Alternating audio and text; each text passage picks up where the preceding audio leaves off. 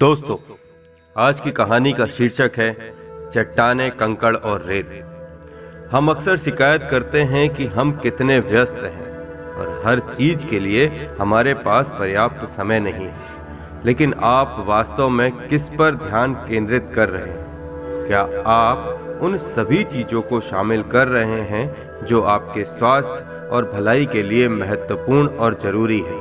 अगर आप ऐसा कर रहे हैं तो आप एक सार्थक जीवन जी रहे होंगे और बेहतरीन स्वास्थ्य और भलाई की ओर उसे ले जा रहे होंगे। अगर आप ऐसा नहीं कर रहे हैं तो आप अपने दिन को शारीरिक और मानसिक बीमारी के रास्ते पर व्यस्तता से भर रहे होंगे। यह प्रसिद्ध कहानी आपको यह सोचने के लिए प्रेरित करेगी कि आप अपना समय किस काम में लगा रहे हैं।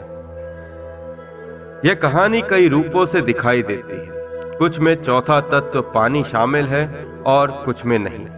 हालांकि इसका मूल स्रोत अज्ञात है, इसलिए इस कहानी को एक रूपक के रूप में माने, ना कि किसी वास्तविक व्यक्ति के रूप में। एक बार एक दर्शन शास्त्र के प्रोफेसर व्याख्यान दे रहे थे। उनके सामने एक बड़ा कांच का जार, पत्थरों का ढेर, छोटे छोटे कंकड़ों का एक थैला, रेत का एक टब और पानी की बोतल थी। उन्होंने जार को बड़े पत्थरों से भरना शुरू किया और जब वे जार के किनारे तक पहुंच गए तो उन्होंने इसे छात्रों के सामने रखा और उनसे पूछा कि क्या जार भर गया। वे सभी सहमत थे। पत्थरों को डालने के लिए अब जगह नहीं थी, यह भर गया था। क्या यह भरा हुआ है? उसने पूछा। फिर उसने छोटे छोटे कंकड़ों से भरा बैग उठाया और उन्हें जार में डाल दिया। उसने जार को हिलाया ताकि कंकड़ बड़े पत्थरों के चारों ओर की जगह भर ले। अब जार भर गया क्या? उसने पूछा। छात्रों के समूह ने एक दूसरे को देखा और सहमत हुए कि जार अब पूरी तरह से भर गया है। क्या यह सचमुच भरा हुआ है? उसने पूछा। प्रोफेसर ने फिर रेत का टब उठाया। उन्होंने रेत को कंकड़ और चट्टानों के बीच में डाला और एक बार फिर उन्होंने जार को अपनी कक्षा के सामने रखा और पूछा कि क्या यह भर गया है। एक बार फिर छात्रों ने सहमति जताई कि जार भर गया है। क्या तुम्हें यकीन है कि यह भर गया है? उसने पूछा। आखिरकार उसने पानी की बोतल उठाई और जार में पानी तब तक डाला जब तक कि रेत में बची हुई सारी जगह ने पानी पूरी तरह समा नहीं गया। छात्र हंस पड़े। प्रोफेसर ने आगे बताया कि पत्थरों, कंकड़ों, रेत और पानी का यह बर्तन व्यक्ति के जीवन की हर चीज का प्रतिनिधित्व करता है। यह जार आपके जीवन का प्रतिनिधित्व करता है। चट्टानें सबसे महत्वपूर्ण चीजों का प्रतिनिधित्व करती हैं, जिनका वास्तविक मूल्य है आपका स्वास्थ्य, आपका परिवार, आपका साथी। वे चीजें जो अगर बाकी सब कुछ यानी कंकड़ और रेत खो जाएं और केवल वे ही रह जाएं तो भी आपके जीवन का अर्थ होगा।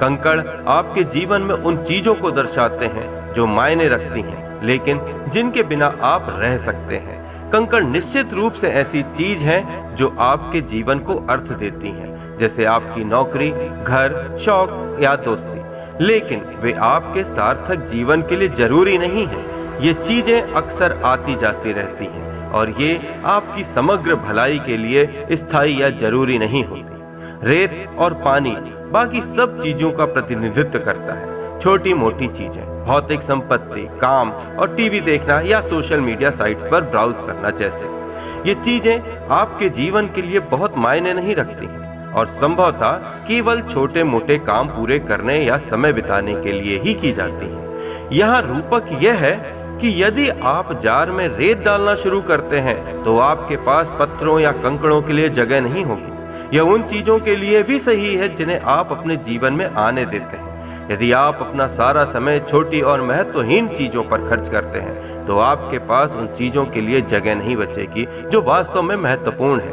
आइए इसका सबक जानते हैं। जो महत्वपूर्ण है उसके लिए जगह बनाओ। सबसे पहले पत्थरों का ध्यान करें।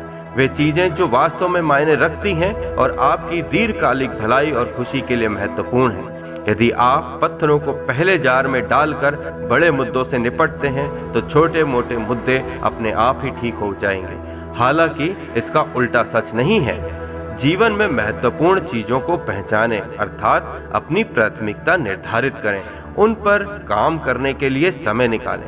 सार्थक जीवन जीने के लिए खुद पर अत्यधिक दायित्व डाले बिना आपका ध्यान यही होना चाहिए।